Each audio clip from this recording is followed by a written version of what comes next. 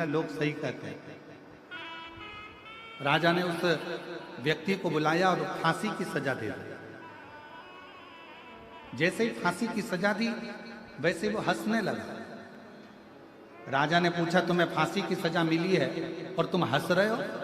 राजा ने जैसे ही पूछा तो उस व्यक्ति ने कहा, महाराज तुम मुझे फांसी की सजा इसलिए दे रहे हो क्योंकि मेरा सुबह से मुंह देखा तो तुम्हें भोजन नहीं मिला।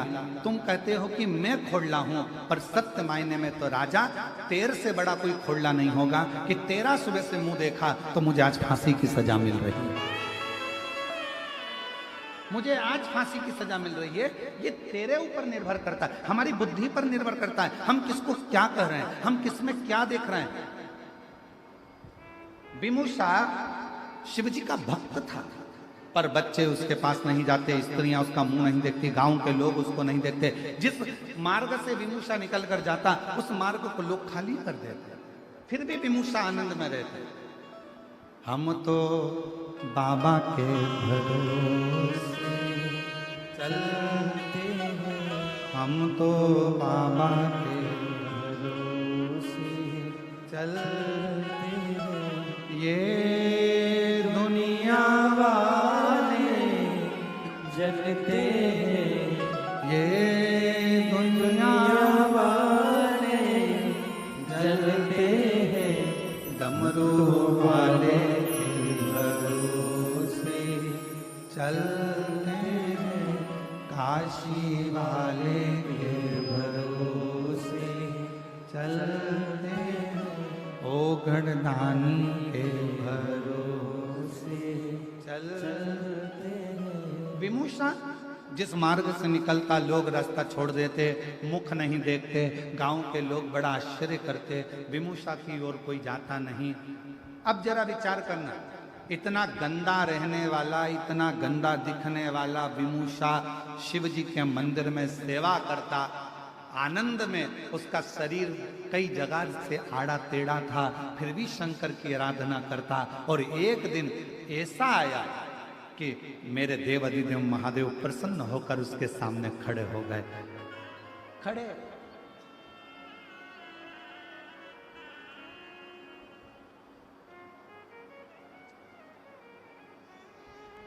क्या चढ़ाया था विमूषा ने जो भगवान शिव प्रसन्न हो?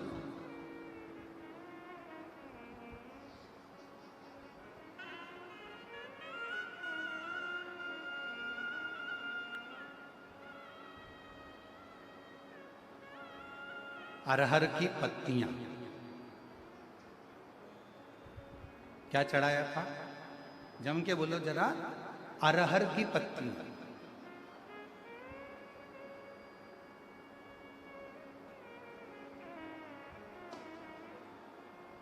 कई लोग उसको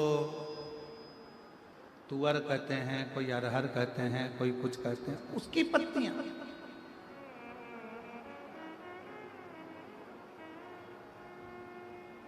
और निवेदन है, कई लोग कथा सुनेंगे तो बैठकर हो सकता है कि कथा में से कुछ ना कुछ छांटें और कहें, अब बताओ गुरु जी ने कह दिया कि अरहर की पत्ती भी शिव जी पे चढ़ती है।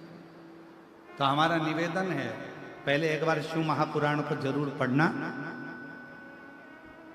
पृष्ठ संख्या गीता प्रेस गोरखपुर की शिव पुराण का 123वें नंबर का पृष्ठ निकालना और उसमें पढ़ना। विदुषा की कथा कि अरहर की पत्ती का कितना महत्व है। कुछ नहीं मिला उसको, विदुषा को कुछ भी प्राप्त नहीं हुआ।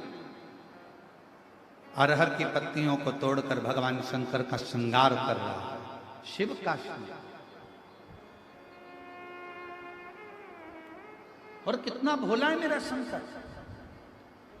ए मेरी जीजियों, तुम्हारे पास चढ़ाने के लिए बेलपत्र नहीं है, आग का पुष्प नहीं है, धतूरा नहीं है, तुम्हारे पास कनेर का फूल नहीं है, तुम्हारे पास जल नहीं है, तुम्हारे पास कोई वस्तु नहीं है, तो शिव महापुराण की कथा कहती है, मंदिर जाते समय रास्ते में कोई पौधा, कोई पेड़ मिल जाए तो उसकी भी पत्ती तोड़कर तुम शंकर जी को चढ़ाओगे तो भी शिव प्रसन्न हो जाता है, मेरा औघड़दानी प्रसन्न हो जाता है।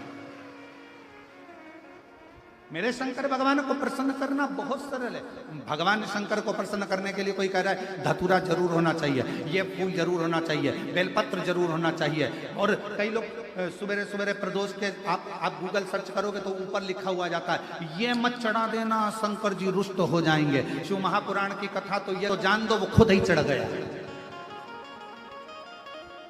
शंकर जी रुष्ट हुए क्या? जम के बोलो जरा। चोर खुद चोरी करने गया, शिव जी के ऊपर चढ़ गया, शंकर भगवान प्रसन्न होकर उसको वर प्रदान कर दिए और उस चोर को कुबेर बना दिया। जरा विचार करिए, लोग कहते हैं ये मत चढ़ा देना, शिव जी नाराज हो जाएंगे। ये मत चढ़ा, शंकर जी की पूजन में ये भूल मत कर देना। सवेरे से गूगल आकर मोबाइल खोलते से ऊपर ही लाइन लिखी हो जाती है, ये मत करना, आज प्रदोष का दिन है, शिवरात्रि का दिन है, सोमवार का दिन है, सावन का महीना है, ये करोगे तो भगवान रुष्ट हो जाएंगे। मेरा शंकर भगवान कभी रुष्ट नहीं होता। अपनी औलाद से माँ बाप कभी बहुत देर तक रूठे नहीं रहते, वो तो गले लगा लेते हैं, स्नेह करते हैं, आनंद करते हैं।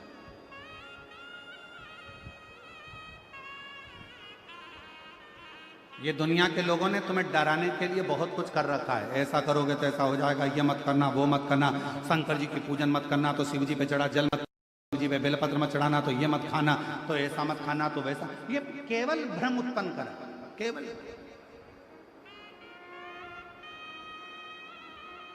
विदुषा क्या चढ़ा रहा है? अरहर की पत्ती, केवल अरहर की पत्ती से श्रृंगार।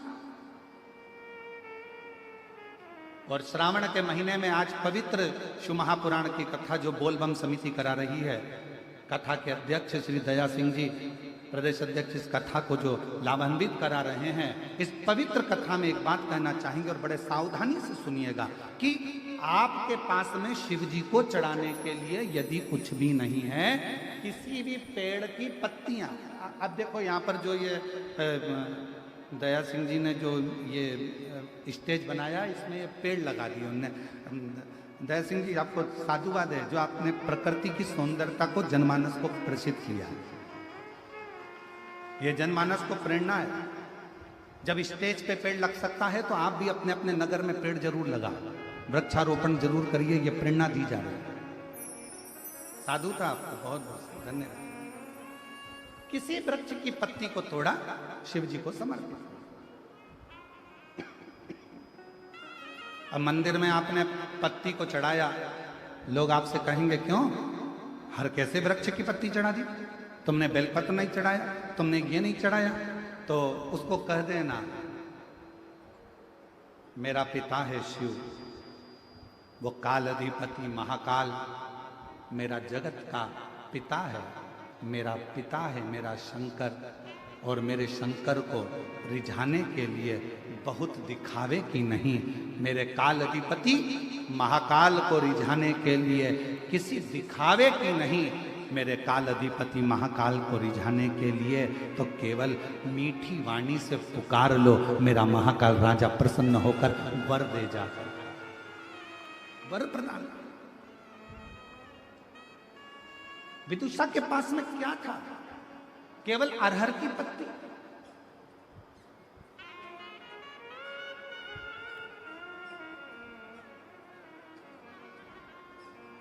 एक बेल पत्र में लाया, चरणों में तेरे अर्पण के लिए, एक बेल पत्र में लाया हो, चरणों में तेरे अर्पण के लिए, बड़ी दूर से चल कर आया हूँ, बड़ी दूर से चल कर आया हूँ, मेरे बाबा तेरे दर्शन के लिए, मेरे भोले तेरे दर्शन के लिए, एक बेल पत्र में लाया हो, एक बेल पत्र में लाया हो, चरणों में तेरे अर्पण के लिए, एक बेल पत्र में लाया हो, चरणों में तेरे अर्पण के लिए। एक बेलपत्र से मेरा शिव प्रसन्न हो जाता है, एक साधारण सी दुर्वा से मेरा शिव प्रसन्न हो जाता है, मेरा शंकर प्रसन्न हो जाता है।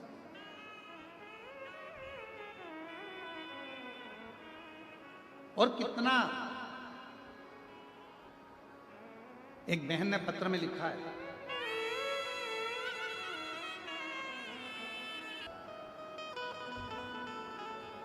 और लुटा दिया भंडार काशी वाले ने, कर दिया माला काशी वाले जो जैसी भावना लाया वो वैसा ही फल पाया।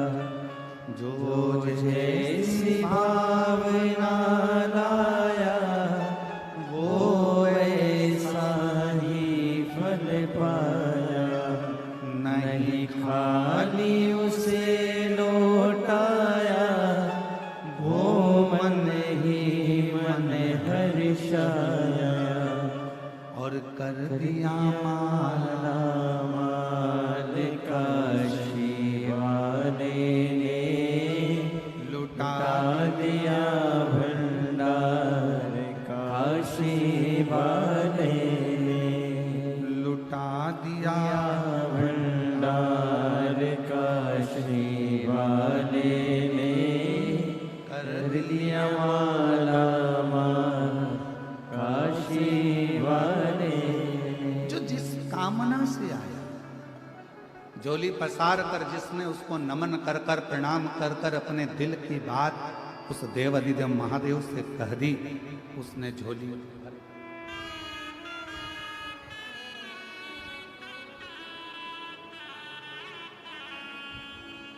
जो जैसी भावना लाया वो वैसा ही फल पाया। एक बार जोरदार ताली बजाकर जो जैसी भावना लाया वो वैसा ही फल पाया।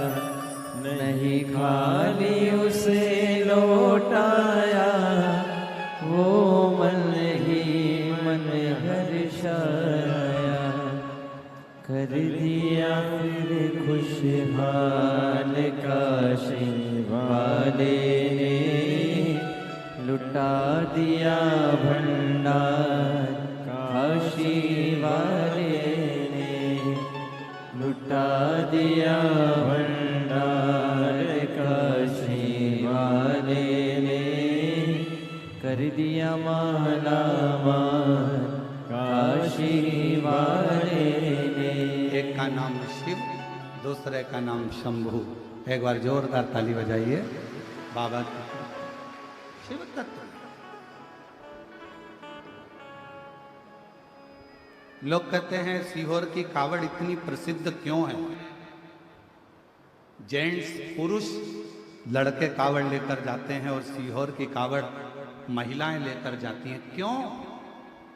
कई माताएं अपनी झोली पसार कर धान गोदी में डालकर, जिनके यहाँ 15-15, 20-20 साल तक औलाद नहीं होती, वो भी कमर में खोस कर 2 दाने चावल के रखकर कंधे पर कावड़ लेकर प्रदोष के दिन कावड़ भरने के लिए चलती हैं और पति के साथ कदम से कदम मिलाकर आनंद के साथ दोनों चलते चलते बाबा को कावड़ चढ़ाते हैं और बाद में वही चावल का दाना कुबरेश्वर बाबा पर देते हैं। मेरा बाबा उसकी झोली भर देता है, संतान दे।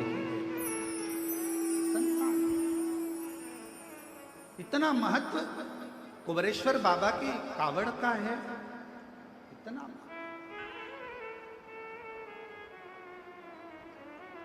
एक विश्वास, एक भरोसा, एक दृढ़ता, क्या नाम है?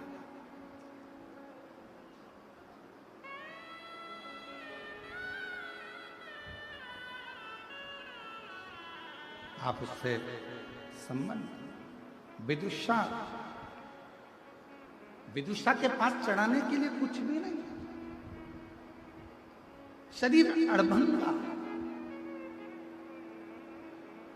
नेत्र विशाल, चेहरा काला, शरीर आड़ा टेढ़ा, भयंकर नेत्र लाल, भयंकर नेत्र।